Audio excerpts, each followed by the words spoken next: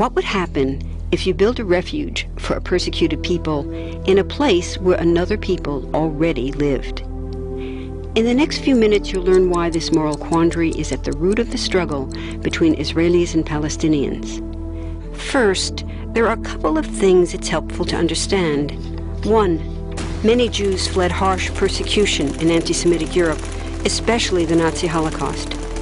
Zionists encouraged massive immigration to historic Palestine, at that time a British colony, where Jews had an age-old connection and where small Jewish communities had long existed among larger groups of indigenous peoples.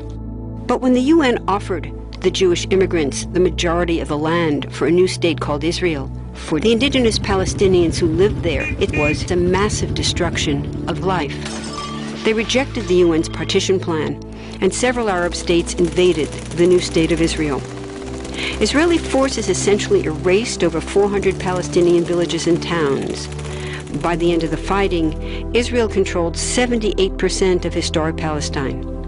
And when 750,000 Palestinians who fled or were expelled during fighting tried to return to their homes where the new state now stood, they were permanently barred by the Israeli government. While over 100,000 of their relatives and neighbors who hadn't left became second-class citizens of the new state, along with the new Jewish majority. Today, Palestinian refugees and their descendants number in the millions. Most are in the Gaza Strip, the West Bank, and Jordan. Many are spread throughout the world, with millions still living in refugee camps, seeking to return to their homeland. To sum up, one group of refugees found a much-needed home. But in the process, a new group of refugees was created. Here's the second thing to understand. Israel was founded as a Jewish state. But now ask yourself, what exactly does that mean? People had lots of ideas about what a Jewish state should look like. Some called for equality for all citizens. But what was created, in practice, was institutional discrimination against non-Jews. In other words, Israel ended up being built on a blueprint of exclusion. The Israeli government wants maximum land and resources for Jews, but not the Palestinians living there.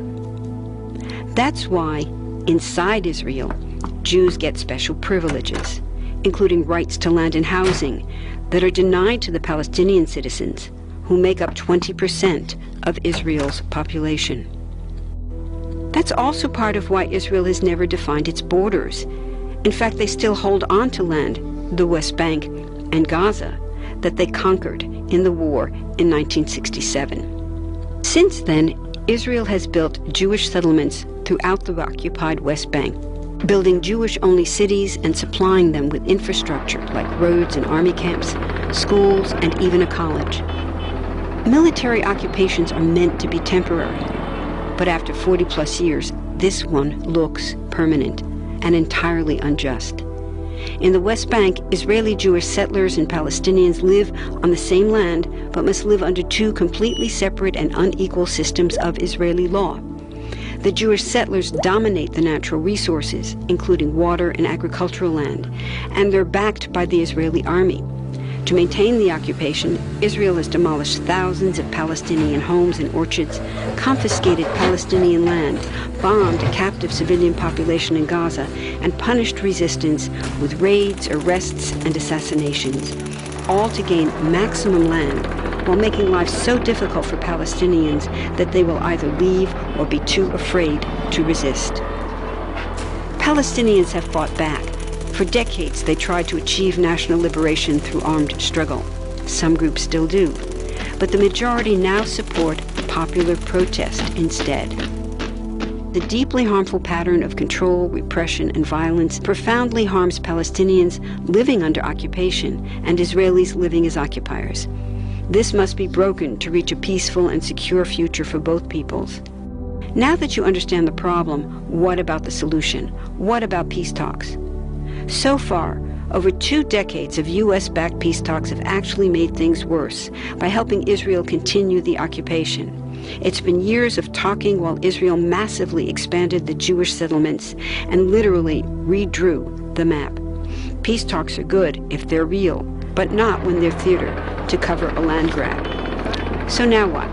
The current world superpower, the United States, has been a terrible friend, enabling Israel's destructive and self-destructive expansion onto Palestinian land by funding the Israeli military, the biggest recipient of U.S. foreign aid in the world. But there's another superpower that can make the difference: you.